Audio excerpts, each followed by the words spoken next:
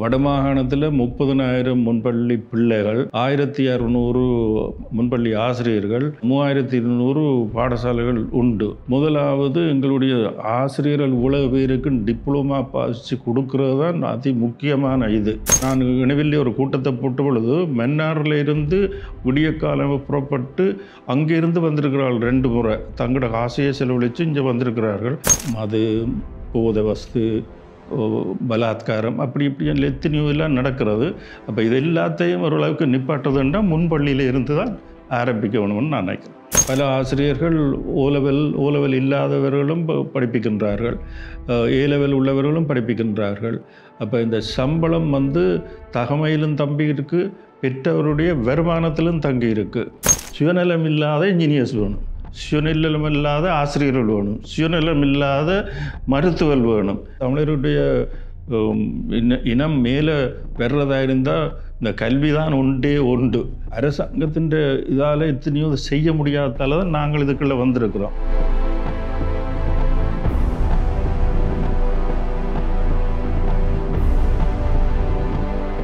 அனைவருக்கும் வணக்கம். நாங்கள் எங்கள் சகோ நிறுவனத்தினுடைய யூகேனின் ஊடாக பல்வேறுபட்ட நம்மவர்களின் கதைகளை, அவர்கள் அனுபவங்களை, அதனூடாக கற்றுக்கொண்ட பாடங்களை உங்களுக்கு வழங்கி வருகிறோம். அந்த வகையில் இன்றைய தினமும் ஒரு சிறப்பு அழைப்பாளர் எங்களுக்காக வருகை தந்திருக்கின்றார். எங்கள் தேசத்தை பொறுத்தவரையிலே கல்வி என்பது எங்களுடைய மூலதனம். கல்வி எங்களுக்கு முக்கியமான ஒன்று. எமது தேசத்தின் முக்கிய ஆயுதமாக கல்விதான் இருக்கின்றது. அந்த வகையில் சின்ன பிள்ளைகளிட மொண்டசரியிலிருந்து, முன்பள்ளியிலிருந்து பல்கலைக்கழகம் மட்டும் நாங்கள் கல்வியின் ஊடாக சாதிக்க வேண்டியவை, எங்கள் தேசத்திற்கான தேவைகள் பல்வேறுபட்ட ரீதியிலே இருக்கின்றன. இருந்த போதிலும் எங்களுடைய தேசத்திலே அந்த முன்பள்ளி கல்வி சார்ந்த விழிப்புணர்வுகளும் சரி, அவற்றிற்கு கொடுக்க வேண்டிய முக்கியத்துவங்கள் சார்ந்த கருத்துருவாக்கங்களும் அவை தொடர்பான செயற்பாடுகளும் சிறிய அளவிலேயே காணப்படுகின்றமை ஒரு வருத்தம் தருகின்ற விடயம்தான். ஆனால் நாங்கள் எப்பொழுது முன்பள்ளி கல்வியிலே ஆரம்பித்தால் மட்டுமே எமது தேசத்திற்கான கல்வி வளர்ச்சியை சரியான பாதையிலே கொண்டு செல்ல முடியும். அந்த வகையில் இந்த முன்பள்ளி கல்வி சார்ந்து செயற்பட்டு கொண்டிருக்கும் ஒருவர் தான் இன்று எங்களுடன் இணைந்து கொண்டிருக்கின்றார். கல்வி அபிவிருத்தி குழுமம் ஊடாக திரு நடராஜா சச்சிதானந்தம் அவர்கள் இந்த யூகேன் நிகழ்ச்சிக்கு எங்களுடன் இணைந்து கொண்டிருக்கின்றார். வணக்கம் ஐயா. வணக்கம். நடராஜா சச்சிதானந்தம் யார்? நான் நடராஜா சச்சிதானந்தன், இணைவிலை புறப்படமாக கொண்டவன். உரும்புரா இந்து கல்லூரியில் கல்வியற்றவன். அதற்கு முன்னர் ஆரம்ப கல்வியை இணைவிலில் உள்ள சைவ மகாஜன வித்தியாசாலையில் நான் பயின்றேன். பின்னர் 67ஆம் ஆண்டு லண்டனுக்கு சென்று ஒரு தொழில்நுட்ப கல்லூரியில் மெக்கானிக்கல் இன்ஜினியரிங் டிப்ளமா செய்துவிட்டு இப்பொழுதும் அங்குதான் நான் வாழ்கின்றேன். இன்னொரு நாட்டுக்கு புலம்பெயர்ந்து சென்று மீண்டும் தாயகத்திற்கான தனது பணியை செய்யணும் என்ற உங்களோட எண்ணத்தில் எதற்காக நீங்கள் அந்த முன்பள்ளி கல்வித்துறையை தெரிவு செய்தீர்கள்? அதற்கான கதைகள், அதற்கான இன்ஸ்பிரேஷன் ஸ்டோரி உங்களுக்கு வருது?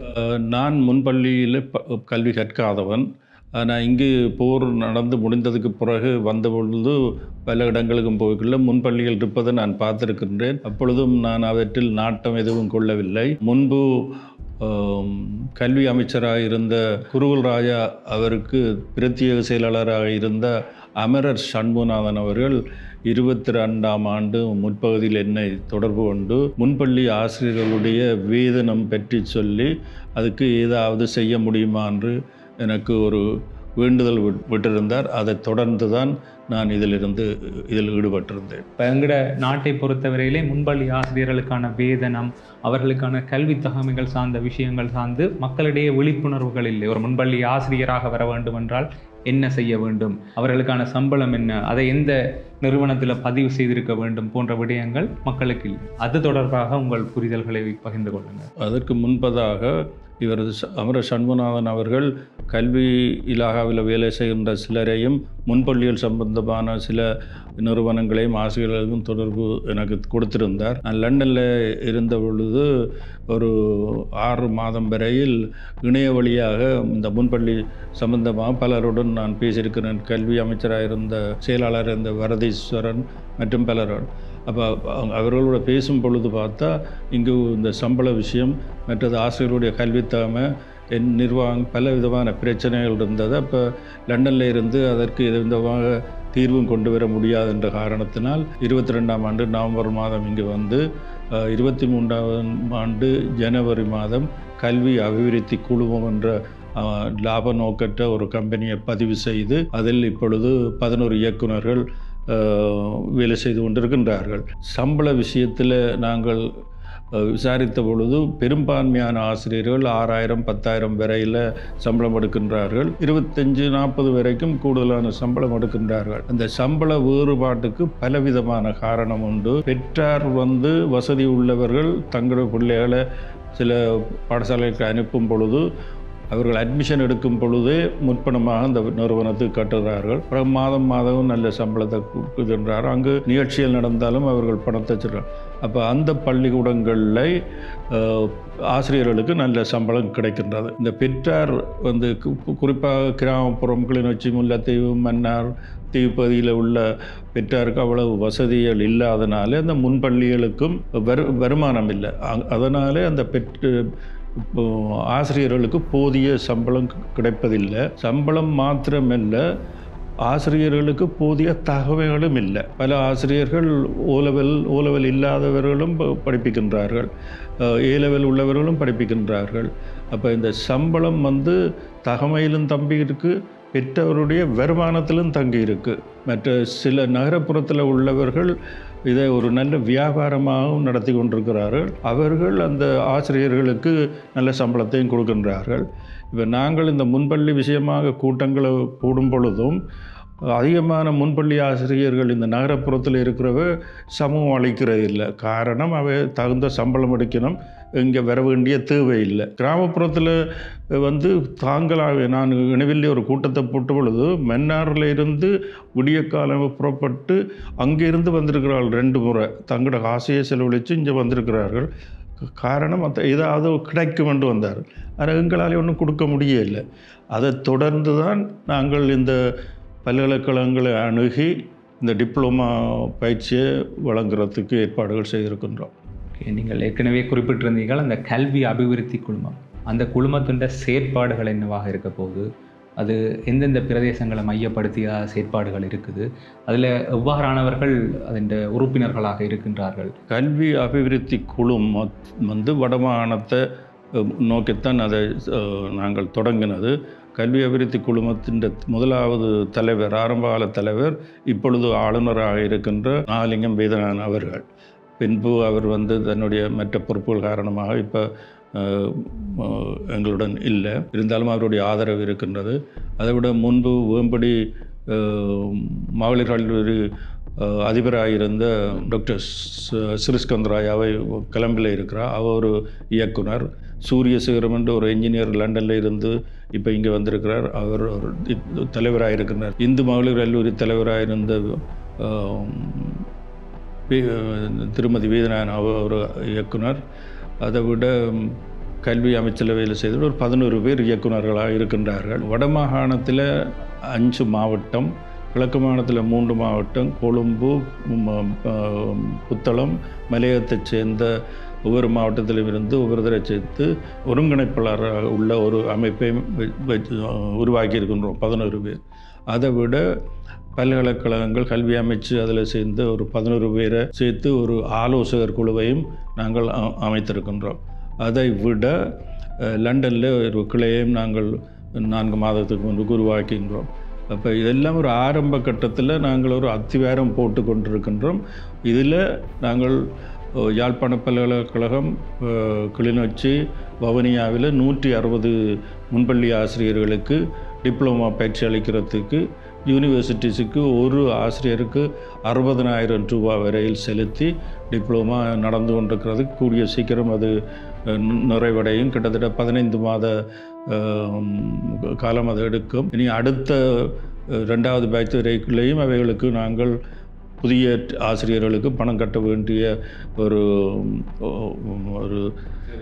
இதே நாங்கள் யூனிவர்சிட்டிஸுக்கு உறுதி வழங்கி இருக்கின்றோம். அதை விட கல்வி அபிவிருத்தி குழுவின் முக்கிய பணிகள் இப்போ ஒரு முன்பள்ளி ஆசிரியர்களை தயார் செய்தல், அதோட வேறு என்ன பணிகள் கல்வி அபிவிருத்தி குழுவின் பணிகளாக? நாங்கள் முன்பள்ளி சம்பந்தமாக ஒரு நூல் வெளியிட்டிருக்கின்றோம். மற்றது கல்விச்சுடர் என்ற ஒரு இணையவழி பத்திரிகை 4 மாதமாக நாங்கள் வெளியிட்டிருக்கிறோம். இப்போ முழுக்க இந்த வடமாகாணத்தில் 30,000 முன்பள்ளி பிள்ளைகள், 1,600 முன்பள்ளி ஆசிரியர்கள், 3,200 பாடசாலைகள் உண்டு. முதலாவது எங்களுடைய ஆசிரியர்கள் இவ்வளவு பேருக்கு டிப்ளமா பாசிச்சு கொடுக்கறது தான் அதி முக்கியமான இது. அது பெரிய பாரியமான வேலை. மற்றதுகள் பிள்ளைகளுக்கு சத்துணர்வு, மற்ற விளையாட்டு உபகரணங்கள் மற்றதுகள் இருக்குது. எல்லாத்துக்கும் நிதியுதவி வேண்டும். அப்போ நிதியுதவியை சேர்க்கிறதுக்காக தான் இந்த அமைப்புகளை நாங்கள் உருவாக்கி இருக்கிறோம். இந்த அமைப்புகள் புலம்பெயர் மக்களுடைய ஆதரவோடு வந்த நிதி வந்தால் நாங்கள் பள்ளிக்கூடங்களை சீராக அமைப்பதற்கும், ஆசிரியர்கள் இப்போ கிட்டத்தட்ட 35 வருஷம் கடமையாற்றி போட்டு இளைப்பாற இருக்கிறோம். அவைக்கு எந்த விதமான ஓய்வூதியம் கிடையாது. அப்போ அவர்களுக்கும் ஏதாவது கொடுக்க வேணும். அப்படி பல திட்டங்களோடு இருக்கின்றோம். இப்படியான ஒரு விஷயத்துக்காக எல்லாருடைய பங்களிப்புகளும் ஒரு சமூகம் சார்ந்த பங்களிப்புன்றது கட்டாயமாக இருக்கணும். அடுத்ததாக அந்த டிப்ளமா பற்றி பார்க்கல, அது எவ்வளவு காலத்துக்கான டிப்ளமாக இருக்க போகிறது, அதை படிக்கணுமெண்டா என்ன ஓ லெவலா இல்லாட்டி ஏ லெவல் தகுதிகள் இருக்கணும்? 2 பல்கலைக்கழகத்தின் வெப்சைட்டில் போனால் இந்த டிப்ளமா ஃபாலோ பண்ணுறதுக்கு ஓ லெவலில் எத்தனை பாடங்கள், எந்தெந்த பாடங்கள், ஏ லெவலில் எந்த பாடங்கள்ன்றதெல்லாம் அங்கே இருக்கின்றது. அப்போ அவர்கள் விண்ணப்பம் கோரும்போது விண்ணப்பித்திருக்கிறார்கள், 800 பேருக்கு மேலே விண்ணப்பித்திருக்கிறார்கள். அந்த விண்ணப்பம் கிடைத்த பிறகு யூனிவர்சிட்டி அவர்களை கூப்பிட்டு எழுத்து பரீட்சை வச்சிருக்கிறார்கள். எழுத்து பரீட்சையில் சித்தி அடைகிறவர்களுக்கு நேர்முக பரீட்சையும் வச்சிருக்கின்றார்கள். அதன் மூலம்தான் யாழ் பல்கலைக்கழகமும் வவுனியா பல்கலைக்கழகம் ஆக்களை தெரிவு செய்திருக்கின்றார்கள். அதுக்கு பிறகு கிட்டத்தட்ட 15 மாதம் அதுக்கு உரிய பாடவிதானங்கள் எல்லாம் இருக்கின்றது. குறிப்பாக இந்த முன்பள்ளிக்கான டிப்ளமா படிக்க விரும்புகிறவர்கள் யாழ்ப்பாண பல்கலைக்கழகத்திலையும் வவுனியா பல்கலைக்கழகத்திலையும் அந்த கற்கனரியை தொடரக்கூடியதுக்கான வாய்ப்பு இருக்குது. ஏனென்றால் ஒரு அரச பல்கலைக்கழகத்திலே இது அரசினால் முழுமையாக அங்கீகரிக்கப்பட்ட ஒரு பாடநெறியாகத்தான் இருக்கின்றது. அதுக்கு எங்கட கல்வி அபிவிருத்தி குழுமம் நிதியியல் ரீதியான உதவியை தெரிவு செய்யப்பட்ட பரீட்சார்த்திகளுக்கு, ஆசிரியர்களுக்கு வழங்கி வர்றார்கள். உண்மையாகவே இந்த பணி எங்கட தேசத்தை பொறுத்தவரையில் ஒரு கீழே இருந்து எங்களோட பிள்ளைகளை சரியாக கொண்டு வரதுக்கு ஒரு முக்கியமான ஒரு பணியாக இருக்கிறது. அந்த வகையில் இப்போ முன்பள்ளி சார்ந்து நீங்கள் வேலை செய்து கொண்டிருக்கிறபடியால் எங்களோட நாட்டுக்கும் மேலத்தைய நாடுகளுக்குமான முன்பள்ளி கல்வி நிலைமைகள் இதுகளில் என்ன மாதிரியான மாற்றங்கள் இருக்குது, வித்தியாசங்கள் இருக்குது? நாங்கள் இன்னுமே கூட கல்வியல் ரீதியில் எவ்வளவுக்கு நாங்கள் முயற்சி செய்யணும், என்ன செய்யணும்? அபிவிருத்தி அடைந்த நாடுகள் இப்போ Australia, Europe, Canada, USA, UK வித்தியாசமான முறைகள் இருக்குது. ஆனால் கூடுதலாக முன்பள்ளிகளில் பட்டதாரிகள் ஆசிரியர்களாக இருக்கிறார்கள். நோர்வேஜியன் ஸ்கண்டினேவியன் கண்ட்ரீஸில் டாக்டரேட்டாக இருக்கிறவர்களும் ஆசிரியர்களாக இருக்கின்றார்கள். அங்கே அவர்களுக்கு சம்பளமும் அதுக்கேற்ற மாதிரியான சம்பளம். அப்போ அபிவிருத்தி அடையாத நாடுகளில் இலங்கையும் ஒன்று. அதனால் முன்பள்ளி ஆசிரியர்களுடைய தகமை உயர்த்த வேண்டிய ஒரு வலுக்கட்டாயமாக இருக்குது. இப்போ பாருங்கோ, கடந்த 5-10 வருஷமாக இந்த ஏஐயை பற்றி பேசி கொண்டிருக்கின்றார்கள். Artificial intelligence. அது தமிழ் என்னென்று சொல்கிறது, ஆர்டிஃபிஷியல் செயற்கை அப்படி போய்க்குள்ள இந்த பிள்ளைகள் சுயாதீனமாக சிந்திக்கத்தக்க மாதிரியான ஒரு கல்வி முறைகளை அவர்கள் பயின்றால்தான் சுயாதீனமாக சிந்திக்க முடியும். இப்போ ஏற்கனவே எங்களுடைய நாட்டில் ஒரு 35-40 வருஷமாக இலவச கல்வி என்று சொன்னாலும் டியூஷன் சென்டர்ஸ் தான் கூட பிள்ளைகள் போகின்றார்கள். இப்போ நான் கல்வி அமைச்சில் இருக்கிற ஒருத்தரோடு பேசும்பொழுது கிட்டத்தட்ட ஓ லெவல், ஏ லெவலுக்கு 100க்கு 100 விதமான பிள்ளைகள் போகின்றார்கள் டியூஷனுக்கு. அப்போ அதே மாதிரியான பழக்கத்தும் போகப்படாது. நாங்கள் முன்பள்ளியில் இந்த சுயாதீனமாக சிந்திக்கக்கூடிய கல்வி முறை, அந்த பழக்கத்தை நாங்கள் ஆரம்பத்திலேயே இருந்து கொண்டுறோம் கல்வியை பொறுத்தளவில். அதே நேரத்தில் பழக்க வழக்கங்களும் ஆரம்பத்திலே இருந்தே அவைக்கு கொண்டு வர வேண்டும். இந்த சுயாதீனமாக சிந்திக்கிற தன்மை முக்கியம். பழக்க வழக்கங்கள் மற்ற எங்களோட நாட்டை பொறுத்தளவில் பாச, கலாச்சாரம், அதில் மற்றது பெரியோரை மதிக்கிறது அப்படியானது ஒன்றும். மாதா, பிதா, குரு, தெய்வம்னு சொல்கிறோம். தெய்வத்தை நாங்கள் ஒருவரும் காண இல்லை. நாங்கள் ஒவ்வொரு மனதுக்குள்ளே இருக்கிறது தான் தெய்வம் பண்ணிடுவோம். மாதா பிதா தான் காரணம் எங்களோட பிள்ளைகளை நாங்கள் இந்த நாட்டுக்கு, உலகத்துக்கு கொண்டு வருது. அடுத்தாப்பில் குரு. இந்த குரு பலவிதமான குருகள் இருக்கணும். முன்பள்ளியில் படிப்பிக்கிறவையும் குரு. பிறகு ஆரம்ப பள்ளி, இடைநிலைப்பள்ளி, யூனிவர்சிட்டி. இப்போ முன்பள்ளிக்கு பயிற்சி அளிக்க போகிறது யூனிவர்சிட்டியில் உள்ள லெக்சரர்ஸ், முன்பள்ளி ஆசிரியர்கள். அவைகளையும் நாங்கள் இந்த நாட்டில் சிறந்த மூளை உள்ள பிள்ளைகள் தான் பல்கலைக்கழகத்துக்கு போயினோம். அங்கே விரிவுரையாளராக இருக்கிறவன் சிறந்த விரிவுரையாளர், அவையும் அடுத்தாப்போல் பேராசிரியர்கள், அவர்களும் குருமார், பிறகு துணைவேந்தர் அவரும். அப்போ இவ்வளோ பேருக்கும் வடமானத்தை பொறுத்தளவில் யாழ் பல்கலைக்கழகம், வவுனியா பல்கலைக்கழகம் துணைவேந்தர் தான் அதி உச்சத்தில் இருக்கணும். அப்போ அவர்களுக்கு ஒரு பொறுப்பு இருக்குது, சரியான குருமாரை ப்ரொடியூஸ் பண்ணணும். அடிமட்டத்தில் முன்பள்ளியில் இருந்து ஆரம்ப பள்ளி அப்படி போனால் தான் எங்களோட பழக்க வழக்கங்களோ கலாச்சாரமோ கல்வியோ அத்தனையும் மேலே வர்றதுக்கு ஒரு வாய்ப்பு இருக்குது. 50 வருஷத்துக்கு முன்னுக்கு சம்மந்தப்பட்டதோ தெரியல, ஆசிரியர் பயிற்சி கலாசாலைகளில் இருந்து வந்த ஆசிரியர்கள் தான் ஆசிரியர்களாக இருந்தவர்கள். இப்போ பல்கலைக்கழகத்தில் இருந்து வருபவர்கள் தான் ஆசிரியர்களாக இருக்கின்றார்கள். அப்பொழுது ஆசிரியர்களுக்கு கொடுத்த மரியாதை பிள்ளைகள் மாத்திரம் இல்லை, பிள்ளைகள்கிட்ட பெற்றோரும் கொடுப்பார்கள் மரியாதை. ஆனால் அந்த நிலைமை இப்போ இல்லை. அது போத வஸ்து, பலாத்காரம், அப்படி இப்படி எத்தனையோ எல்லாம் நடக்கிறது. அப்போ இது எல்லாத்தையும் ஓரளவுக்கு நிப்பாட்டுறதுன்னா முன்பள்ளியில் இருந்து தான் ஆரம்பிக்கணும்னு நான் நினைக்கிறேன். எல்லா விஷயங்களுமே கீழிருந்து மேலாகத்தான் நாங்கள் போகணும். மேலிருந்து கீழாக முறைமை எங்கேயுமே சாத்தியம் இல்லாத ஒரு விஷயம். இப்போ நீங்கள் இந்த கல்வி அபிவிருத்தி குழுவின் ஊடாக இந்த பணிகளை மேற்கொள்ளும் பொழுது எங்களுடைய அரசு திணைக்களங்களாக இருக்கட்டும், அப்படி சமூகத்தில் இருந்து இப்போ புலம்பெயர் தேசத்திலேருந்து நீங்கள் இந்த வேலையை செய்யல, தாயகத்தில் இருக்கிற ஆட்களிலிருந்து உங்களுக்கான ஒத்துழைப்புகள் எப்படி இருக்குது? இப்போ உங்களுக்கு இந்த பணியை தொடர்ந்து சீரிய முறையில் செய்கிறதுக்கு ஒரு உத்வேகம் இருக்கிறதா, இல்லாட்டி அதில் தடைகள் தடங்கல்கள் இருக்கா? வேகம் குறையவில்லை, ஆனால் பெற்றோருடைய ஆதரவு எனக்கு இதுவரையில் எங்களுக்கு கிடைச்ச மாதிரி இல்லை. முன்பள்ளி ஆசிரியர்கள் தங்களுடைய தேவை கருதி அர்ப்பணிப்போடு படிப்பிக்கிற ஆசிரியர்கள் எத்தனையோ பேர் இருக்கணும். இந்த சம்பளத்துக்கும் பெற்றுக்கொண்டு வீட்டில் பசி பட்டினியோடு இருந்து கொண்டும் படிப்பிக்கிறது என்றால் அவைகளுடைய சேவை பெரிய மகத்தான சேவை. அது இவ்வளோ காலம் செய்கிறதா. அதை பெற்றோர் முன்பள்ளிக்கு கொண்டு போகணும் என்று இருக்கிறார்களே ஒழிய, இப்போ கிரேட் 1 இருந்து O level A level வரைக்கும் டியூஷனுக்கு காசு கொடுக்குறார்கள். ஆனால் அதே மாதிரி இந்த முன்பள்ளி ஆசிரியர்களுக்கு காசு கொடுக்குறார்கள் என்று நான் அறியலை. ஏனென்னா வசதி வாய்ச்ச பெற்றோர் கொடுக்கணும், மற்றவை இயலாது, அவைகளால் இயலாது. அப்போ இயலாமல் போகிறதால சில இடத்துல பள்ளிக்கூடங்கள் மூட வேண்டிய நிலையிலும் இருக்கணும். இப்போ நகரப்புறத்தில் முன்பள்ளியை உயர்த்தி பிள்ளைகளை தராதரத்தை உயர்த்தி போட்டு கிராமப்புறத்தில் உள்ள பள்ளிகள்ன்ற இது நாங்கள் கான்சன்ட்ரேட் பண்ண விட்டால் இந்த தமிழ் சமூகம் ஒரே வளராது. அப்போ அது வேலை முக்கியம். அதை அங்கடைய ஆக்கள் அதை விட எங்களோட சமூகத்துக்குள்ள பலவிதமான பிரச்சனைகள் இருக்குது.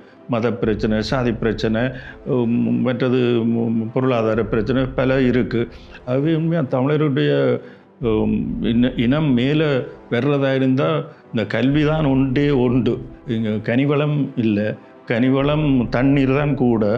தண்ணீருக்கு இங்கே பிரச்சனை இருக்குது. வடமானமோ தமிழ் பகுதிகளோ மேலே வர்றதுன்னா கூடுதலாக கல்விமானது என்ஜினியர்ஸ் வேணும் பல விதத்திலும். அப்போ நல்ல சுயநலம் இல்லாத என்ஜினியர்ஸ் வேணும், சுயநலம் இல்லாத ஆசிரியர்கள் வேணும், சுயநலம் இல்லாத மருத்துவர்கள் வேணும். அப்போ இங்கே சுயநலம் கூடின ஆட்கள் கூடுதலாக இருக்குன்னு சொல்கிறார்கள். இப்போ முந்தி இருந்த கவர்னர் சுரேன் ராவ் சொன்னார், இங்கே ஒரு 15% ஆட்கள் தான் கடமையோட வேலை செய்கிறேன். அது கிட்டத்தட்ட இப்போ இருக்கிற ஆளுநரும் அந்த கருத்துக்கு ஏற்ற மாதிரி தெரிவிச்சு இருக்கிறார். ஆனபடியினால் இந்த முன்பள்ளி கல்வியில் இருந்து அடுத்த ஒரு 20 வருஷத்துக்கு அதே லெவலில் வேலை செய்து கொண்டு போனால் தான் 20 வருஷத்துலேயே ஒரு நல்ல ஒரு சமுதாயம் பெறுறதுக்கு வாய்ப்பாக இருக்குமென்று என்னுடைய கருத்து. சரி, இப்போ முன்பள்ளி கல்வி பார்க்கல அரசாங்கத்தின் எந்த திணைக்களத்துக்குள்ள இப்போ கல்வி அமைச்சின் கீழே வரையக்குள்ள அந்த அமைச்சு அதில் எவ்வளவான ஒரு ரெஸ்பான்சிபிள் எடுத்துக்கொள்ளுது? அதுக்குரிய ஆசிரியர்களோட வேதனத்தையும் சரி, அவர்களோட பயிற்சிகளையும் சரி, ஒரு பரந்துபட்ட தேசிய அளவிலான கல்விக் கொள்கையோ இல்லாட்டி வடமாகாணத்துக்குரிய முன்பள்ளி கல்விக் கொள்கை திட்டம் உங்கள்கிட்ட இருக்கா? இருக்குது. கல்வி அமைச்சுட்டு ஓரளவுக்கு இருக்குது. கல்வி அமைச்சுக்கு தான் கூடுதல் பொறுப்பு. அதை விட பிரதேச சபைகளுக்கு இருக்குது. மற்றது உமன் அஃபேர்ஸுக்கும் எது இருக்குது.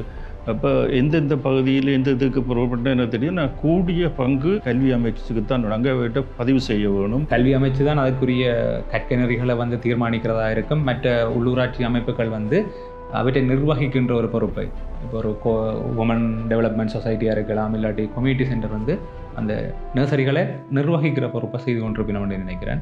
ஆகவே அந்த அவர்களுக்கான ஒரு பொறுப்புணர்வும் இருக்குது. ஏனென்றால் நாங்கள் எவ்வாறு ஒரு தரம் 5 புலமை பரிசில் பரீட்சை எவ்வாறு முக்கியத்துவம் கொடுக்குறோமோ அதை விட முக்கியத்துவத்தை இந்த முன்பள்ளி கல்விக்கு கொடுக்கணும்.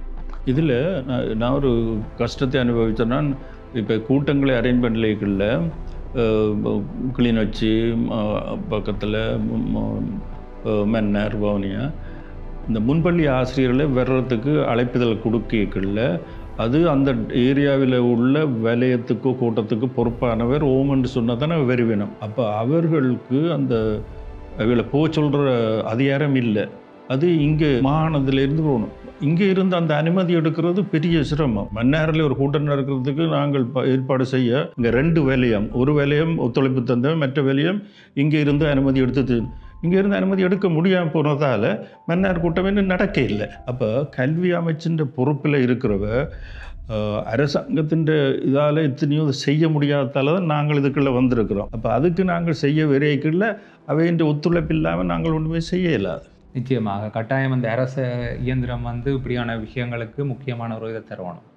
பட் அது நான் முதலே குறிப்பிட்டது மாதிரி இப்போ ஒரு ஸ்காலர்ஷிப் எக்ஸாமினேஷனுக்கு கொடுக்குற முக்கியத்துவம் முன்பள்ளிகளுக்கு கொடுக்குறே இல்லை.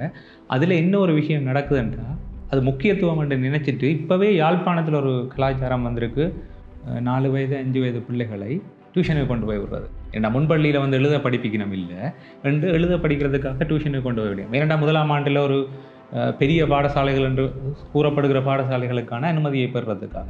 இப்போ நீங்கள் இந்த துறை சார்ந்து பயணித்து கொண்டிருப்பன்ற வகையில் பெற்றோர்களுக்கு நீங்கள் சொல்ல வேண்டிய விஷயம், அதாவது முன்பள்ளியில் பிள்ளை என்ன செய்யணும், முன்பள்ளி அந்த வயதுக்கு ஏற்றதுக்கு அந்த பிள்ளையை வந்து 1300 திருக்குறளும் பாடமாக்கணுமா, இல்லை என்றால் எழுதுறது 50லேருந்து 100 வரைக்கும் எழுத தெரிஞ்சிருக்கணுமா, இல்லாட்டி எழுத்துக்கள் முழுக்க தெரிஞ்சிருக்கணுமா, முன்பள்ளியில் என்ன கலைத்திட்டம் இருக்கணும். இப்போ இங்கே யாழ்ப்பாணத்தை பொறுத்தவரைக்கும் அந்த பெற்றோர்கள் ஏற்படுத்துகிற முயற்சி சரியா, அதுக்கு ஒரு ஆலோசனையை நீங்கள் சொல்லுங்கள். இல்லை, நான் நினைக்கிறேன் கல்வி அமைச்சு இந்த கல்வி அதிகாரிகள் இந்த பெற்றோருக்கு போகக்கூடிய வழிமுறைகளை கண்டுபிடிக்கணும். அது எனக்கு என்னென்று தெரியல.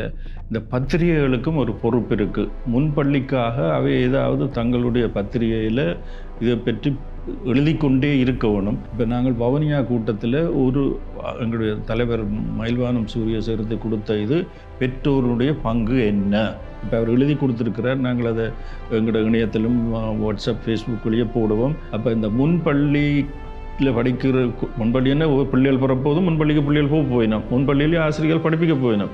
அப்போ நீங்கள் சொல்கிறது இப்போ நான் பேசிக்கொண்டிருக்கிற விடயம் பெற்றோருக்கு போகணுமென்றது சொன்னால் எப்படி போகிறதுன்னா ஒரு கிராம சபைகள் செய்யணும், இல்லாட்டா கல்வி அமைச்சு செய்யணும், இல்லாட்டா பத்திரிகைகள் செய்யணும். இதுக்கும் ஆளுநர் ஒரு மாநாட்டை கூடி இது இப்படியான இதுகளுக்கு என்ன தீர்வு என்னென்னு சொன்னால் ஆளுநர் சொன்னால் தான் இப்படி கீழ்மட்டத்துக்கு அந்த ஓர்டர் போய் சேரும். இப்போ நாங்கள் சொன்னால் ஏதாவது லாபம் இருக்குன்றால் தான் பெறுவேன். இப்போ கோயிலுக்கு வந்து சுண்டல் மோதகம் கொடுத்தா தான் சில பிள்ளைகள் போகுங்கள்.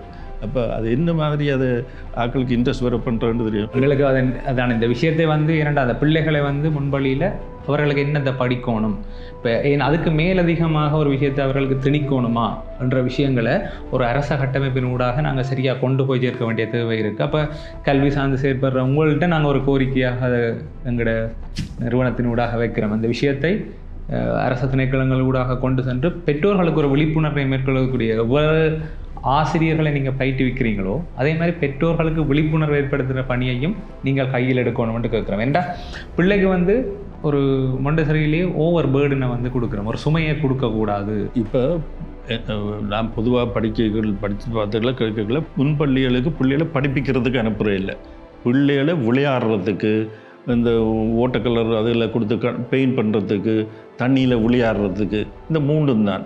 இப்போ விஞ்ஞான ரீதியான விளையாட்டு பொருட்கள் வந்திருக்கு, வெளியிலையும் விளையாடலாம் கட்டுறதுக்கு வெளியில். மற்றது இந்த பெயிண்ட் பண்ணுறது தண்ணியில்.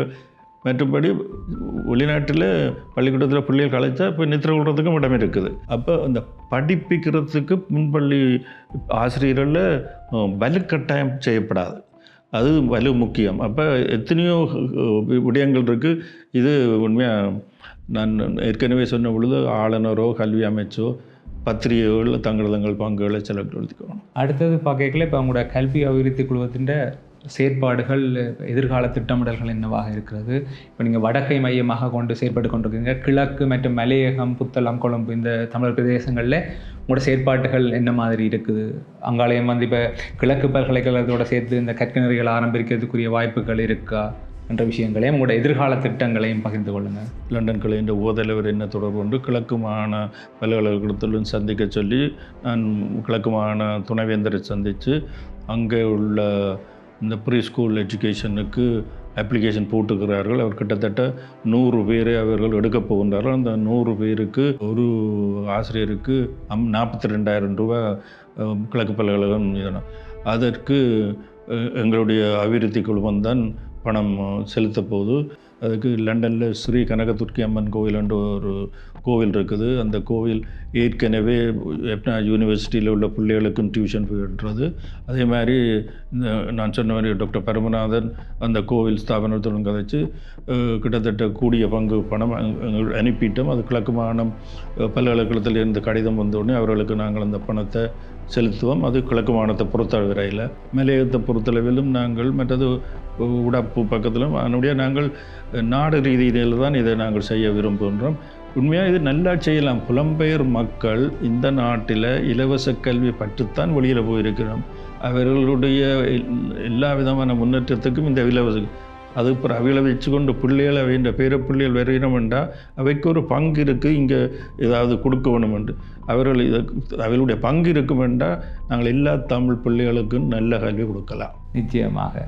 மற்றது நீங்கள் வந்து முதல் ஒன்று குறிப்பிட்டிருந்தீங்க, ஒரு முன்பள்ளி கல்விக்கான ஒரு கையேடு ஒன்று வெளியிட்டது. இப்போ அந்த கையேட்டில் என்ன மாதிரியான விஷயங்களை உள்ளடக்கியதாக இருக்குது? அந்த கையேடு யாருக்கான கையேடு? அது முன்பள்ளி ஆசிரியர்களுக்கு, பெற்றோர்களுக்கு, எல்லாருக்கும் தான்.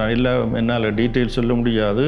அதில் முன்பள்ளி சம்பந்தப்பட்ட இவர்களுடைய கட்டுரை தான் இருக்குது. நாங்கள் 3000 கொப்பி அடித்த நாங்கள் முன்பள்ளிகளுக்கும் பள்ளிக்கூடங்களுக்கும் டிஸ்ட்ரிபியூட் பண்ணி கொண்டிருக்கிறோம். இன்னும் நாங்கள் இதுவரையில் டிஸ்ட்ரிபியூட் பண்ணே இல்லை. அது வந்து வெளிநாட்டில் இருக்கிறவர்களுடைய பண உதவி கொண்டு தான் நாங்கள் அந்த புத்தகங்களை 3000 கொப்பியை அடித்த நாங்கள் இலவசமாக தான் அதை நாங்கள் கொடுத்து கொண்டிருக்கின்றோம். அதை விட நாங்கள் ஆரம்பத்தில் கல்விச்சுடர் என்று 4 மாதம் இணைய வழியாக இருந்தாங்க. அதுக்கு ஆதரவு இருக்காததுனால் நாங்கள் அதை தொடரவில்லை. இது 2 தான் அந்த பப்ளிகேஷன்ஸ். இப்போ நாங்கள் வெப்சைட்ஸ் ஒன்று க்ரியேட் பண்ணி கொண்டிருக்கிறோம். அதில் எங்களுடைய திட்டங்கள் என்னென்ன செய்கிறோம், எங்களுக்கு வருகின்ற நிதி உடனுக்குடனே நாங்கள் அதில் மக்களுக்கு தெரியக்கூடிய மாதிரி வெளிப்படைத்தன்மை இருக்கக்கூடிய மாதிரியான காரியங்களை நாங்கள் செய்ய இருக்கின்றோம். நிச்சயமாக உண்மையாகவே இந்த கல்வி குழுமம் வந்து ஒரு முன்பள்ளியை நோக்கி போய் கொண்டிருக்கிற ஒரு சிறப்பான ஒரு விஷயம். ஏனென்றால் கல்வி சார்ந்தங்கிற தேசத்தில் பல்வேறுபட்ட பிரச்சனைகள் இருக்குது. இப்போ அதில் நீங்கள் ஒரு பிரச்சனையை கையில் எடுத்திருப்பது மிக மகிழ்ச்சியான விஷயம். அப்போ இது சார்ந்து வேலை செய்து கொண்டிருக்கிற உள்ளூர் அமைப்புகளாக இருக்கட்டும், இல்லை புலம்பெயர் அமைப்புகளாக இருக்கட்டும், அவர்களையும் உங்களோட உள்ளீர்த்து அவர்கள் எல்லா டைம் பூட்ஸும் இங்கே வரையக்கில் நாங்கள் ஒரு கலெக்டிவான ஒரு டெவலப்மெண்ட்டை நோக்கி போகலாம். அவ்வாறான உங்களோட என்னென்ன தொடர்பு கொள்வது? இப்போ கல்வி குழுமத்துடன் நாங்கள் தொடர்பு கொள்கிற ஒருவர் என்னென்னு உங்களோட தொடர்பை ஏற்படுத்தி கொள்ள முடியும்? நாங்கள் கூடிய சீக்கிரம் எங்களோட வெப்சைட் வந்து ஒரு மாதம் 2 மாதத்துக்குள்ளே வெளியில் வந்தால் எல்லாருக்கும் அது தெரிய வரும். நிச்சயமாக அந்த இணையதளத்தினூடாக இப்போ எல்லார்டையுமே ஒரு ஸ்மார்ட் தொலைபேசிகள் இருக்குது. அப்போ அவர்கள் அந்த இணையதளம் ஊடாக இந்த கல்வி குழுமத்தை வந்து அணுகக்கூடியதாக இருக்கும்.